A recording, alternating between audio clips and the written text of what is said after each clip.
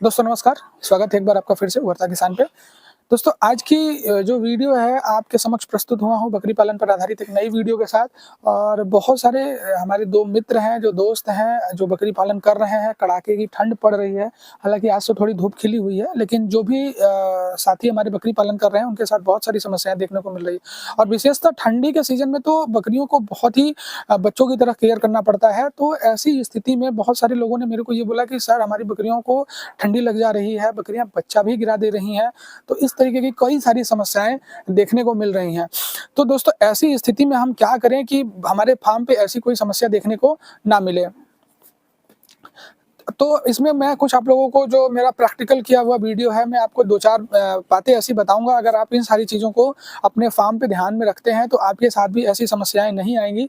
दोस्तों बहुत सारे किसानों का यह दिक्कत भी है कि उनके पास बकरियाँ तो अच्छी क्वालिटी की हैं, लेकिन उनके पास संसाधन नहीं है। तो अगर आपके पास संसाधन नहीं भी है, तो छोटे से संसाधन में आप किस तरीके से इन बकरियों को केयर करें, ठंडी के सीज़न में क्या विशेषता ध्यान रखें, तो इसके बारे में आज कंप्लीट चर्चा करेंगे इस वीडियो पे। अगर आपको वीडियो अच्छी लगेगी तो वीडियो को लाइक ज़रूर करिएगा, और चैनल पे नए हैं तो सब्सक्राइब ज़रूर कर लीजिएगा, ताकि इस तरीके की वीडियो हम आप लोगों के लिए और बनाते रहें। चलिए वीडियो को शुरू करते हैं, और सबसे पहले पॉइंट से मैं शुरुआत करूँगा। किसी भी बकरी फार्म पे आपको सबसे ज़रूरत की जो चीज़ होती है वो है साफ-सफाई। दोस्तों अगर आप साफ-सफाई नहीं रखते हैं, तो ठंड के सीज़न में दिक्कत क्या आ सकती है आपके साथ या किसी भी फार्मर के साथ।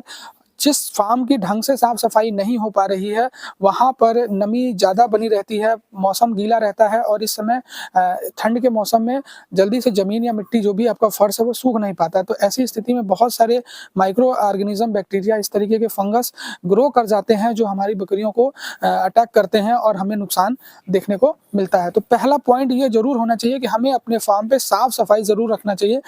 और देखिए मैं आपको बता दूँ कि अभी सुबह का टाइम है, बकरियाँ इधर चारा खा रही हैं, और हमने शाम के टाइम में शाम के टाइम इसमें रखता हूँ बकरियों को। तो जैसे ही बकरियाँ इधर से निकलती हैं, हम पूरी तरीके से बाड़े को अच्छी तरीके से साफ-सफाई कर देते हैं। हफ्ते में 1 बार आप चूने का छिड़काव ज़रूर करें। पहला यह बहुत ही विशेष है कि अगर आप साफ-सफाई पे ध्यान रखते हैं, तो आपकी बकरियाँ कम से कम बीमार पड़ेंगी, और आधी बीमारी अगर आप साफ-सफाई और चूने का छिड़काव अगर आप कर रहे हैं, तो आधी बीमारियाँ तो आप अपने फार्म से ऐसे ही भगा पाएँगे। दूसरा सबसे बड़ा जो मुख्य कारण है, जैसे जो लोगों की शेड है, तो दोस्तों मैं आपको बताऊं, ये मैंने एकदम प्रैक्टिकली अनुभव किया हुआ है कि बकरियों को अगर आपके पास, जैसे मेरा आप शेड देखिए, बहुत बड़ा शेड है। एक बार बोलूंगा कि आप इधर से इधर दिखाइएगा। इस शेड की जो लंबाई है वो 80 फीट के आसपास है, और मेरे पास छोटे बड़े अभी जानवर मिला करके 50 ही जानवर हैं।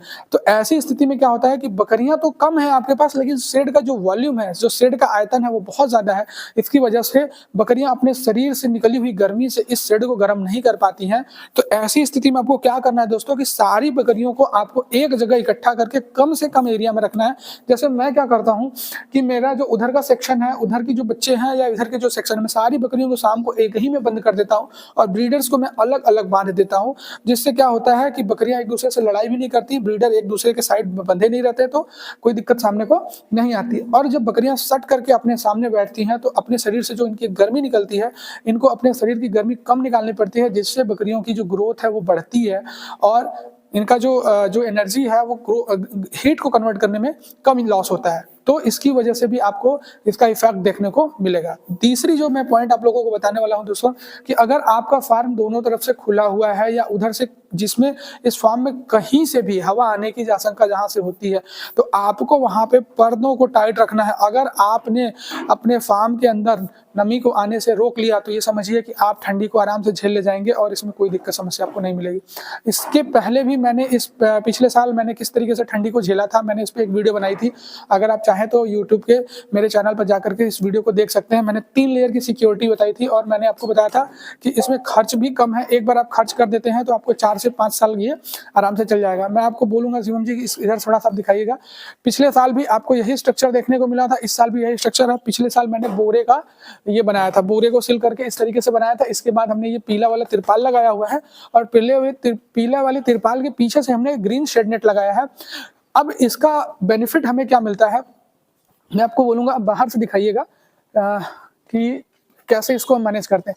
हमने ऊपर पोल में एक रस्सी बांध रखी है, आपको मैं दिखाऊं, मैं इस तरीके से इसको ऐसे खोल देता हूं पर डे, और ये बोरे के साथ है। तो जब ये खुल जाता है तो बोरा क्या करता है कि अंदर की गर्मी को बाहर नहीं आने देता और बाहर की ठंडक को अंदर नहीं जाने देता। उसके बाद का ये जो लेयर है वो तिरपाल का लेयर है। तो तिरपाल क्या करता था, हवा को अंदर नहीं जाने देता। जब हवा अंदर नहीं जाएगी तो ये अंदर का माहौल जो है कि गर्म रहेगा। उसके बाद क्योंकि ये बोरे और ये तिरपाल धूप और पानी से एकदम से सड़ जाते हैं, खराब हो जाते हैं, तो इसकी वजह से हमने इस पे ग्रीन शेड नेट डाल रखा है। गर्मियों में हम सिर्फ इस ग्रीन शेड नेट को गिराते हैं और तिरपाल और बोरे को ऊपर ही टांग देते हैं, जिससे कि धूप भी लगती है और लू और गर्मी भी हम लोगों को देखने को कम मिलती है। दोस्तों, बहुत सारे लोग कहते हैं कि रोज पर्दे को उठाना गिराना बहुत बड़ी समस्या, तो कुछ भी नहीं करना है। मैं आपको बताऊं, इसको हम देखिए इस तरीके से ऐसे लपेट देते हैं और लपेटने के बाद इधर जो हमारी जाली है, इसी जाली से हम इसको छोटा पैसे गांठ मार देते हैं। और इसको करने में आपको विश्वास होगा 5-7 मिनट लगता है।